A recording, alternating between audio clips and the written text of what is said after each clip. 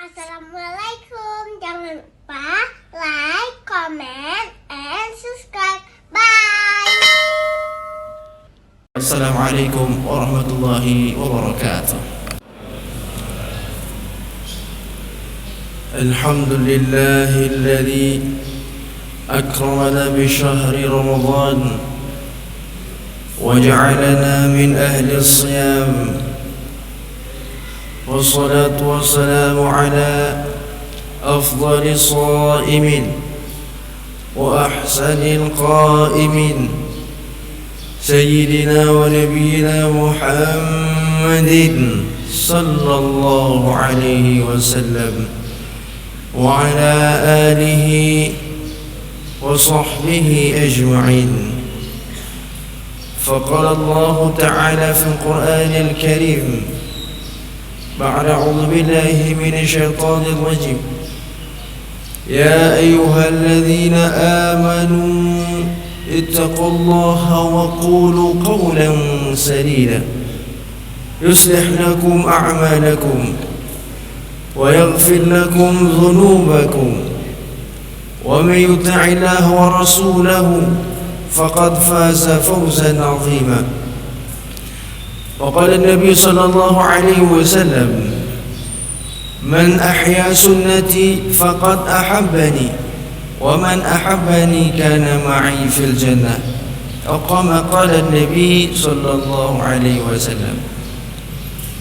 Para alim ulama, abu-abu, tungku-tungku, ummi-ummi, orang cilon tuan memandung sedang jamaah subuh yang dimuliakan oleh Allah Subhanahu wa taala.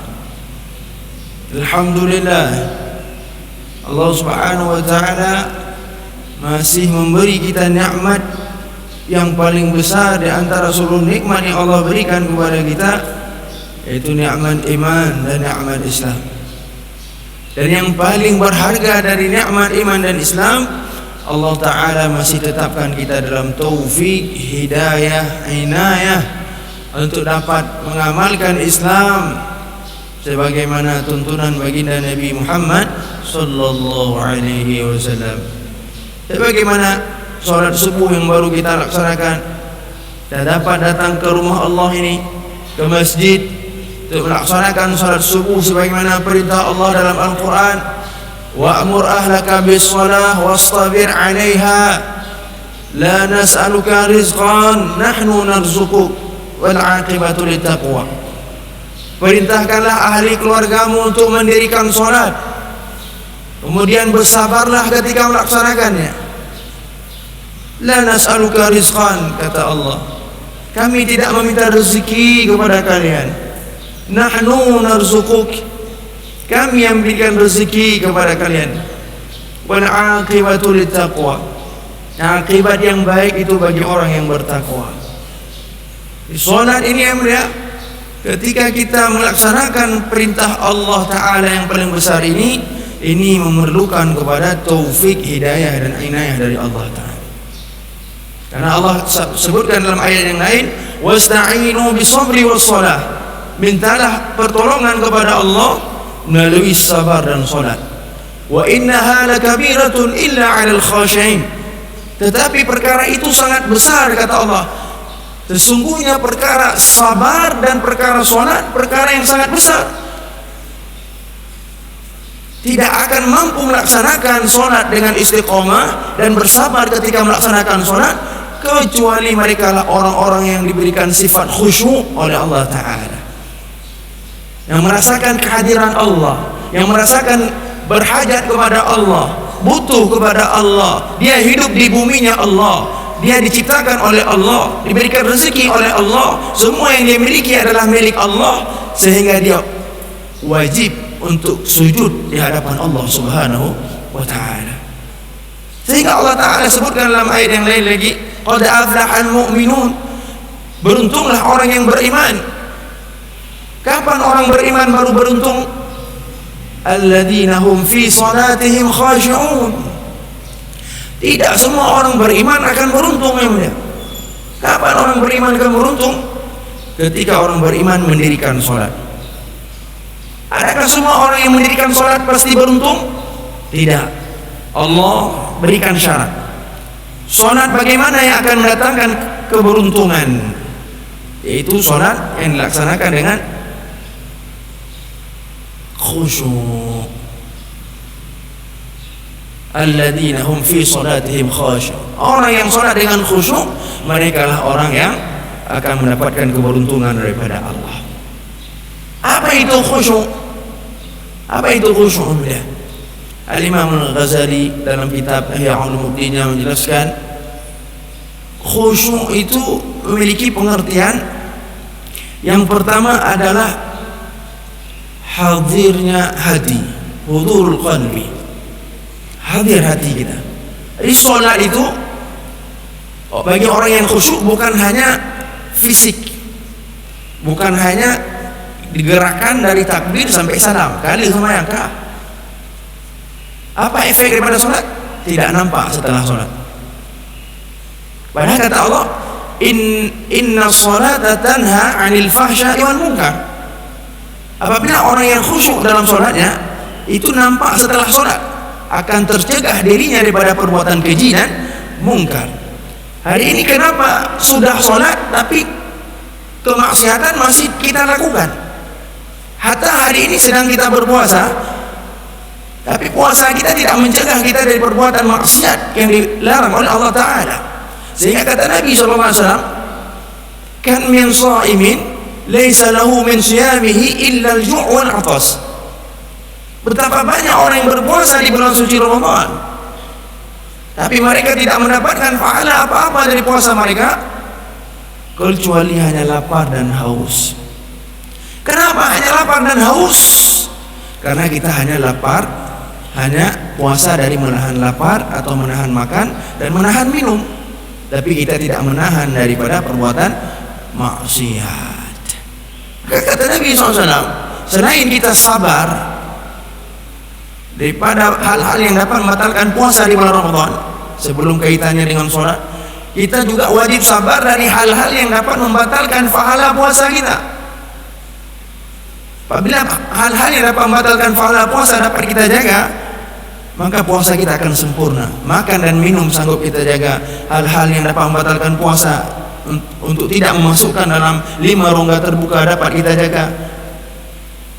Kemudian kita sabar dari hal yang membatalkan puasa, maka sempurnalah pahala yang diberikan oleh Allah. Apa saja hal-hal dapat membatalkan pahala puasa sehingga puasa kita ini sempurna di sisi Allah? Ada 5 kata para ulama. Yang pertama, ghibah. Orang yang berpuasa, ya mulia, kita wajib meninggalkan perbuatan ghibah, perkataan ghibah.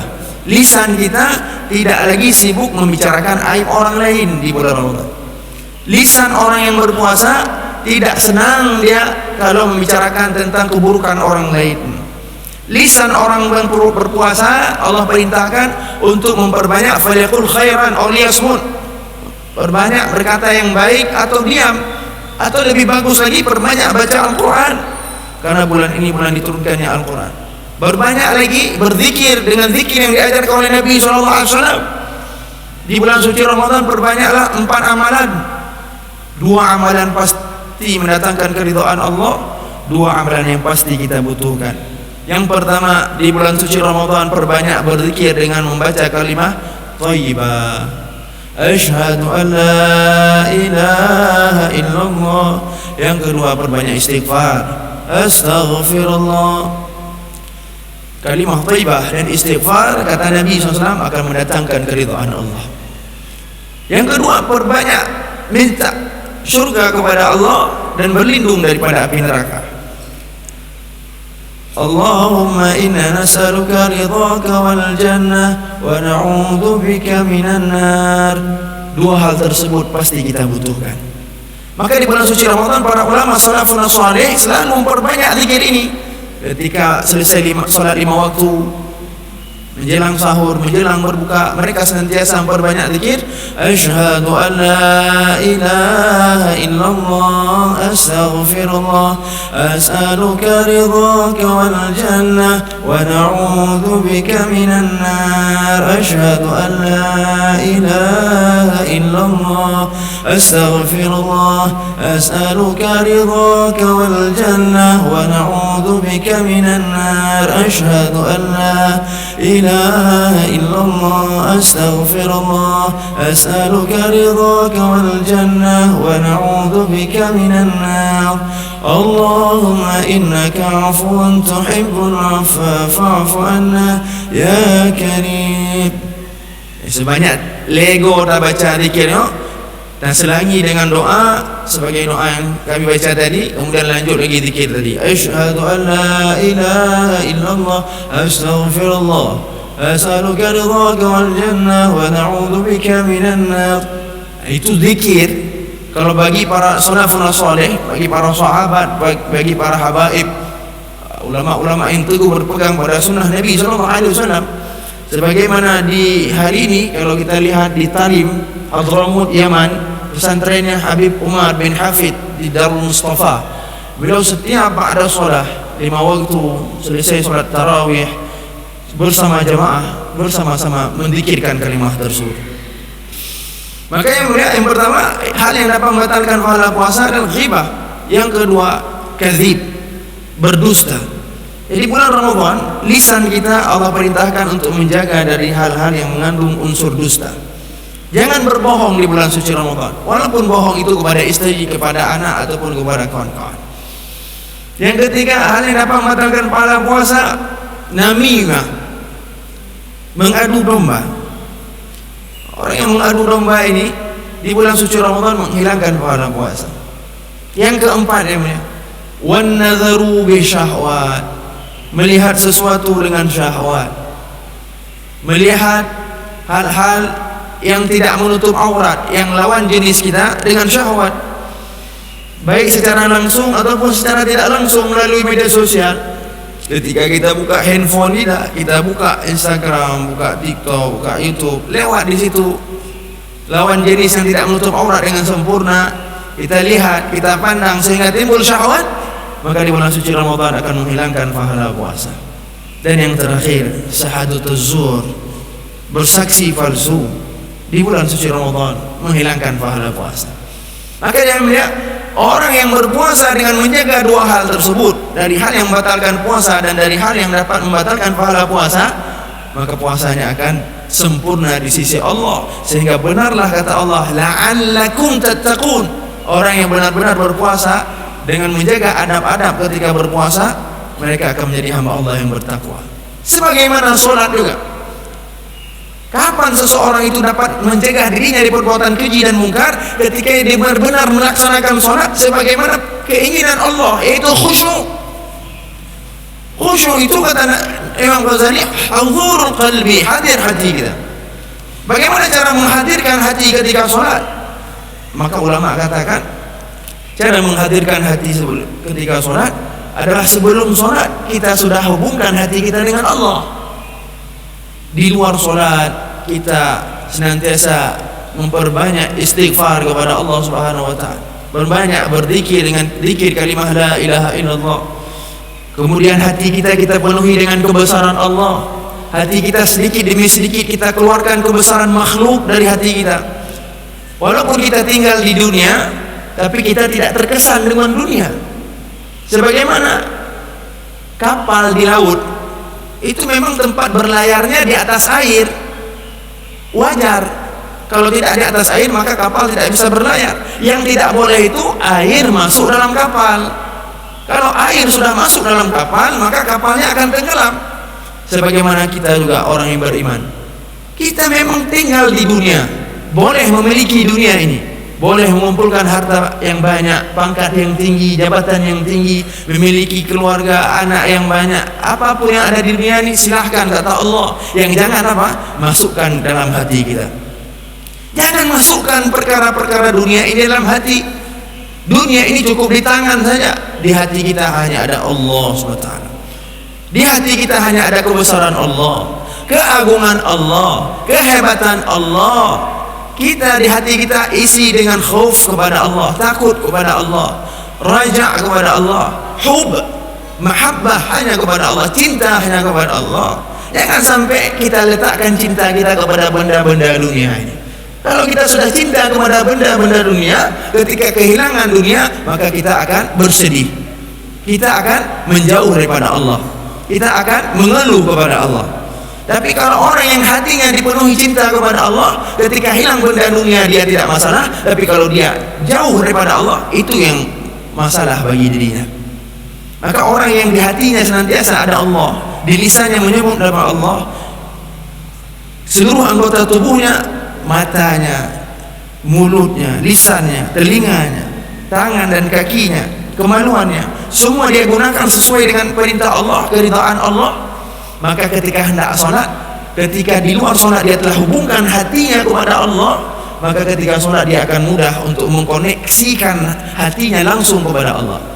Maka kata Imam Ghazali, ketika hadir kalbi kita, hadir hati kita, ketika kita takbir Allahu Akbar, Allah Maha Besar, maka hadir di situ bahwasanya hanya Allah yang Maha Besar, selain Allah semua kecil. Maka ketika orang yang sudah hatinya tersambung dengan Allah, sebagaimana handphone agak ada belum, iPhone terbaru, mandum lengkap, tidak ada yang bermasalah. Yang tidak ada apa? Jaringan yang nggak ada. HP yang akan kita telepon kepada istri kita juga iPhone juga mereknya, sama-sama iPhone, sama-sama canggih. Tapi ketika kita telepon atau kita video call, kenapa nggak masuk dia ke HP istri kita? Karena jaringannya bermasalah. Begitu juga kita sama-sama sholat, semua kita sholat. Para sahabat radhiyallahu anhum ajma'in di zaman sahabat, di zaman Nabi Muhammad juga sholat.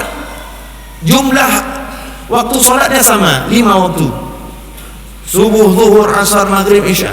Rakaatnya juga sama. Bacaan takbirnya sama. Allahu Akbar juga. Tapi kenapa kualitas sholat sahabat beda dengan kualitas sholat kita? Yang sahabat lumayan, dalam kitab Hayatul Sahabah disebutkan ya mulia. Ada juga dalam kitab Sirah Nabawiyah yang lain disebutkan, kalau sahabat itu sholat, kualitas sholat mereka di zaman Sayyidina Umar bin Khattab radhiyallahu anhu. Ada gunung Merapi di kota Madinah, hendak mengeluarkan daripada larva, kena burtuh gunung Merapi. Sayyidina Umar perintahkan sahabatnya, ketika selesai sholat subuh, selesai zikir semua, wahai sahabatku, tolong engkau datang ke gunung Merapi itu, engkau perintahkan larvanya, ketika sudah keluar sedikit demi sedikit, perintahkan larvanya masuk kembali ke dalam. Datang sahabat ini menuju ke gunung Merapi, icok rida alaihi, wahai larva, kalau engkau keluar karena Allah maka masuklah kembali. Pukul larvanya, maka dengan izin Allah Ta'ala larva itu naik kembali masuk ke dalam gunung Merapi, tidak jadi menjadi mudarat, musibah bagi penduduk Madinah. Ini kualitas solat sahabat. Kualitas solatnya Sayyidina Umar bin Khattab radhiyallahu anhu, penduduk Mesir pada saat itu yang menjadi khalifah Sayyidina Amr bin Al-As radhiyallahu anhu. Sudah sangat lama sungai Nil itu mengalir. Pada suatu ketika sungai Nil itu terhenti airnya mengalir. Kebiasaan masyarakat jahiliyah, orang-orang kafir di Mesir, kalau sungai Nil tidak lagi mengalir airnya, maka ditumbalkan wanita tercantik di sungai Nil, maka ditumbalkan ke sungai Nil itu sehingga air itu mengalir. Ketika Islam menguasai Mesir, Sayyidina Amr bin Al-As radhiyallahu anhu mengirim utusan kepada Khalifah Sayyidina Umar bin Khattab radhiyallahu anhu untuk melaporkan apa yang terjadi di Mesir. Maka apa kata Sayyidina Umar? Ambil kertas. Dia ambil kertas, di kertas itu ditulis oleh Sayyidina Umar bin Khattab radhiyallahu anhu, dari Amirul Mukminin Umar bin Khattab radhiyallahu anhu, wahai sungai Nil, jika engkau mengalir karena kehendakmu, maka terserah engkau. Tapi kalau engkau mengalir karena kehendak Allah, maka mengalirlah. Setelah ditulis oleh Sayyidina Umar bin Khattab radhiyallahu anhu seperti itu, kata Sayyidina Umar kepada utusan ini, bawa kertas ini kepada Amr bin Al-As, gubernur Mesir, kemudian lemparkan kertas ini ke dalam sungai Nil. Datang pengawal ini bawa kepada Sayyidina Umar, maka dilemparkan kertas itu ke sungai Nil. Apa yang terjadi? Allah Subhanahu wa taala takdirkan air sungai Nil itu kembali mengalir seperti biasa berkah dari satu surat daripada Sayyidina Umar bin Khattab radhiyallahu anhu ajma'in. Ini kenapa bisa seperti ini? Kenapa Sayyidina Umar bin Khattab bisa seperti ini? Karena beliau solatnya itu khusyuk. Ketika minta kepada Allah, langsung Allah kabulkan. Hadir qalbinya, hadir hatinya, kapanpun bersama Allah.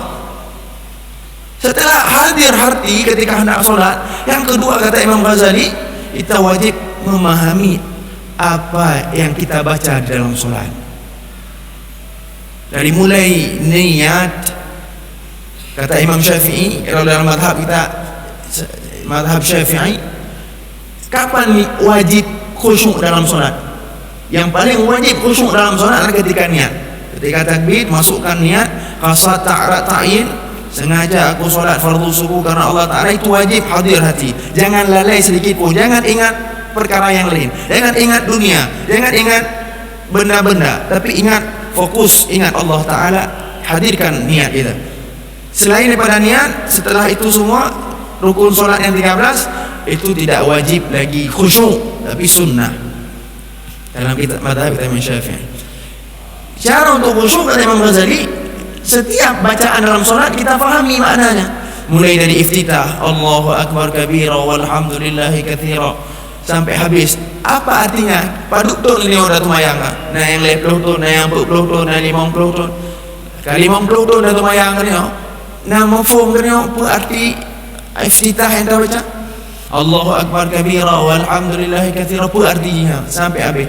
Minimal kata Imam Ghazali, kalau kita tak faham semua dari pertama sampai akhir, ketika kita mengikrarkan dalam iftitah, inna salati, sesungguhnya salatku, wa nusuki, ibadahku, wa mahyaya, hidupku, wa mamati, dan matiku untuk siapa?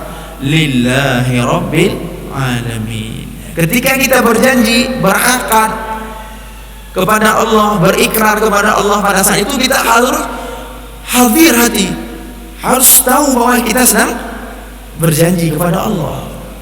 Jangan sampai tengok dah berjanji dengan Allah, inna solati, ingat pula ini. Yang kedua, faham kita makna Al-Fatihah yang kita baca sampai waladhdallin, sampai kita memahami artinya semua. Kemudian baca surah-surah pendek, kita fahami makna surah-surah pendek yang mudah kita fahami. Kita ruku, bacaan ruku kita fahami maknanya, subhana rabbiyal azimi wa bihamdi, maha suci Allah Ta'ala dan kepadanya lah kita memuji. Maha suci Allah Ta'ala yang maha agung dan kepadanya lah kita memujinya. Sami'allahu liman hamida, kita fahami rabbana lakal hamdu mil'us sama, apa artinya? Kita sujud subhana rabbiyal a'la wa bihamdi, fahami maknanya. Duduk antara dua sujud, ini yang paling penting kita fahami maknanya. Kenapa? Karena kita sedang berdoa kepada Allah.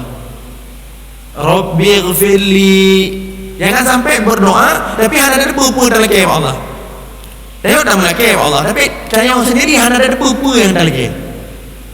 Maka harus kita fahami, Rabbighfirli, ya Allah ampunilah aku, warhamni, kasihanilah aku, warfa'ni, angkatlah derajatku, warzuqni, berikanlah rezeki kepadaku, wahdini, tunjukilah aku, berikanlah hidayah kepadaku, wa'afini, sehatkanlah aku, wa'afa'anni, maafkanlah aku ya Allah.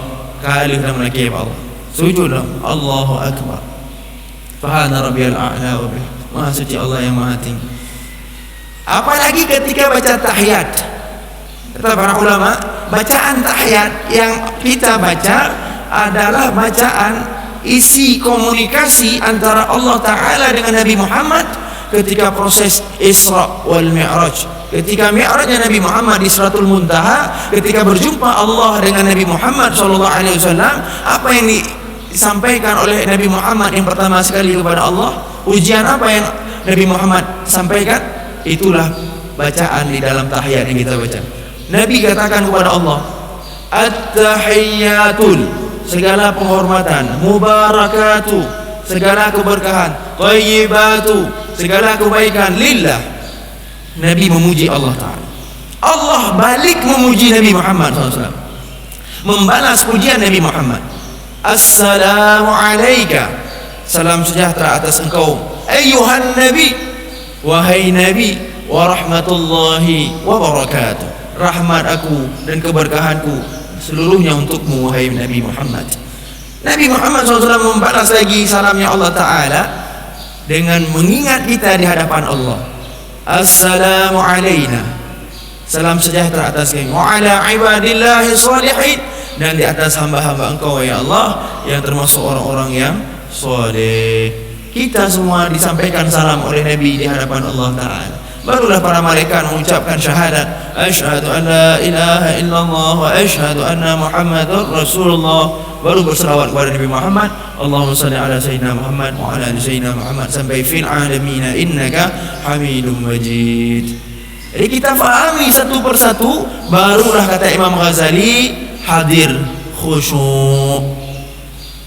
Ketika setelah kita hadir hati, faham maknanya, yang ketiga yang mulia, adab-adab agar kita khusyuk dalam solat. Sebelum solat, kalau ada hajat yang perlu kita tunaikan, baik hajat buang air kecil atau hajat buang air besar, itu utamakan buang hajat terlebih dahulu. Jangan ketika sakit perut mengkarak-karak tumayangnya, alah enti untuk alih tumayang jak poisi tumayang ile ni anak khusyuk tumayangnya. Kalau kita ada hajat tapi tidak kita tunaikan terlebih dahulu kita solat, itu susah untuk khusyuk. Kalau ada hajat, tunaikan hajat dulu. Masbuk, kakak masbuk berarti telak dajak mawailah mangak be masbuk. Mangak be masbuk berarti tunaikan hajat lebih awal lagi. Kalau memang sudah telat dan kita sudah masbuk dan hajat sudah perlu, tunaikan hajat dulu baru solat, baru akan khusyuk. Itu disebutkan dalam beberapa kitab, ada juga dalam kitab I'anatul Talibin, tunaikan hajat terlebih dahulu. Dan ada juga cara-cara untuk khusyuk dalam solat, perbanyak untuk sebelum solat, perbanyak istighfar, banyak berzikir kepada Allah, terutama yang paling cepat mendatangkan khusyuk, perbanyak baca Al-Quran. Perbanyak baca Al-Quran, karena Quran ini akan membersihkan hati kita sebagaimana air membersihkan kotoran. Ada disebutkan dalam kitab Fadailul Quran oleh Maulana Muhammad Zakaria Al-Kandahlawi. Ada di zaman salafun saleh, para tabi'in, itu ada ulama fikih yang sangat alim dalam keilmuannya. Bertemu buatnya bahasa agarnya di Masjid Raya Baitur Rahman, jamaah ada yang ketemu buat rame, tapi goknya merasakan gersang ketika beribadah, ketika solat tidak merasakan nikmat, ketika berzikir tidak ada rasa nikmat, ketika baca Al-Quran tidak ada rasa nikmat. Jadi ibadahnya itu gersang. Beliau datang ke orang syekh sufi, ahli tasawuf, melaporkan, wahai syekh, pokok ibadah hana nikmat.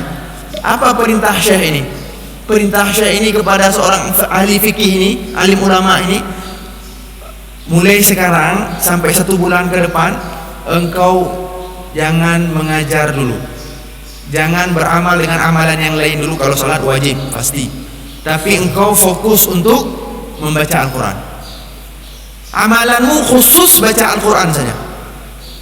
Kapanpun engkau mau beramal, maka buka Al-Quran, baca Al-Quran. Jangan berzikir dengan zikir apapun, jangan mengajar fikih dan lain sebagainya. Baik temu berilai, baca Quran ini.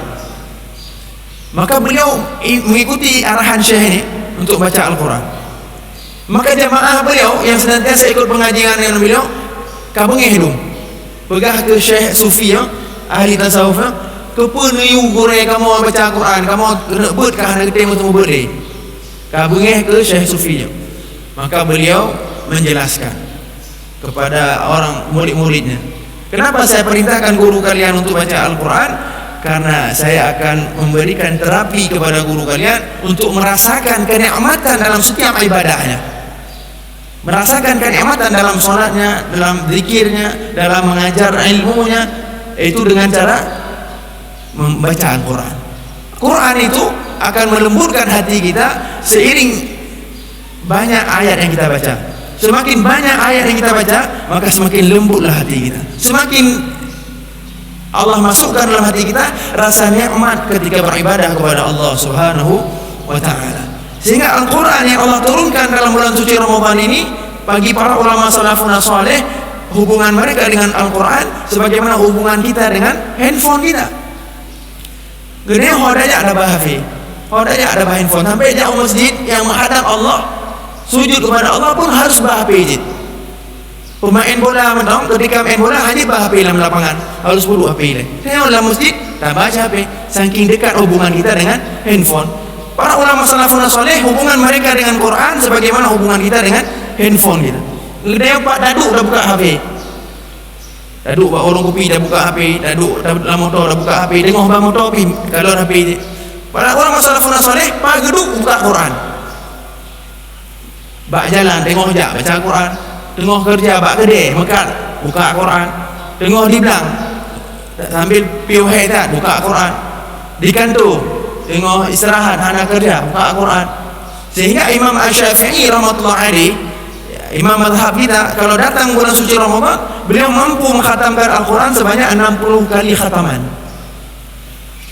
Siang harinya sigo khatam 20 juz, malam harinya sekali khatam. Gimana cara baca? Dan Imam Syafi'i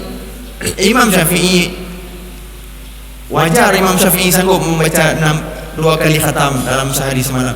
Jangan kayak Imam Syafi'i yang memang mustahid mutlak dan hidup di zaman salafun saleh, hari ini saja ada. Urunyo ada pesantren namanya Al-Fatah, berada di Temburu, Jawa Timur. Solat tarawihnya itu berpaket-paket, Pak. Per halakah. Halakahnya imumnya dari 1 juz sampai 30 juz. Ya, tiangnya halakah 1 juz. Tahu kena temayang ti malam 3 juz, dong imumnya. Tahu kena temayang 2 juz malam, dong imumnya. Tahu yang lain juz berturut-turut sampai imam 30 juz. Ada kawan saya baru pulang dari Temburu dalam Ramadan ini juga. Beliau solat tarawih di sana. Beliau katakan, kami tanya berapa orang yang ada solat berjamaah 1 malam 30 juz. Jamaahnya itu ada sampai 20 orang. Ada orang tua, ada juga anak muda. Imamnya itu 1 orang, nggak ganti-ganti. Mulainya dari Ba'da Isya selesai menjelang sahur, pun baru lumayan.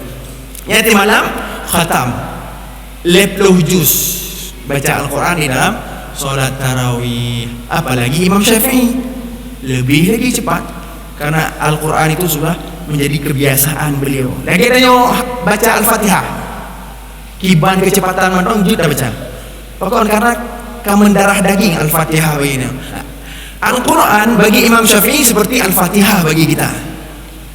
Maka tidak mustahil beliau mampu mengkhatamkan Al-Quran sehari sekali, malam sekali, sehingga 60 kali selama bulan Ramadan. Minimal kita yang pengikut Imam Syafi'i, kalau tidak sanggup 60 kali, minimal wajib bagi kita sekali wajib khatam.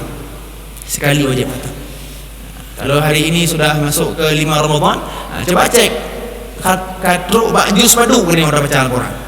Yang katruk bak juz ke 5, insya-Allah akan khatam 20 juz, 20 huruf. Tapi yang kalau truk mantong awai, mantong jid takarat. Jangan sampai sekalipun tidak khatam. Kata Imam Hanafi, hak Al-Quran untuk dikhatamkan dalam 1 tahun 2 kali. Kalau 2 kali dalam setahun kita tidak mengkhatamkan Al-Quran kita baca, maka di akhirat Al-Quran akan menuntut kita. Wahai hamba Allah, kenapa engkau tidak memenuhi hakku, yaitu dengan mengkhatamkan Al-Quran, membaca Al-Quran sampai khatam. Maka minimal sekali di bulan suci Ramadan ini khatamkan 1 kali Al-Quran. Insya Allah dengan Al-Quran yang kita baca itu Allah bersihkan hati kita. Allah akan berikan nikmat dalam solat, merasakan nikmat dalam ibadah puasa, rasakan nikmat ketika berzikir, sehingga ketika kita ingat dosa-dosa kita kepada Allah, mudahlah air mata kita mengalir karena menyesal telah melakukan perbuatan maksiat yang dilarang oleh Allah Subhanahu wa ta'ala. Semoga Allah Ta'ala berikan kita taufik, hidayah, inayah untuk benar-benar mendekatkan diri kita kepada Allah. Apalagi di bulan suci Ramadan ini, bulan yang penuh keberkahan, bulan yang sangat agung. InsyaAllah kita akan diistiqamahkan oleh Allah Ta'ala beriman, bertakwa, beramal soleh dengan ikhlas, istiqamah hingga akhir hayat kita husnul khatimah, dapat ucap kalimah la ilaha illallah, dibangkitkan di akhirat bersama baginda Rasulullah Muhammad sallallahu alaihi wasallam. Amin ya rabbal alamin. Yang sedikit ini kami mohon maaf apabila ada yang salah. Semoga Allah Subhanahu wa taala senantiasa tetapkan kita dalam taufik hidayah inayah Allah Subhanahu wa taala. Subhanallah wa bihamdihi, subhanakallahumma wa bihamdika, asyhadu an la ilaha illa anta, astaghfiruka wa atubu ilaik. Subhana rabbika rabbil izzati amma yasifun, wa salamun alal mursalin, walhamdulillahi rabbil alamin. Wabillahi taufik wal hidayah. Assalamualaikum warahmatullahi wabarakatuh. Terima kasih.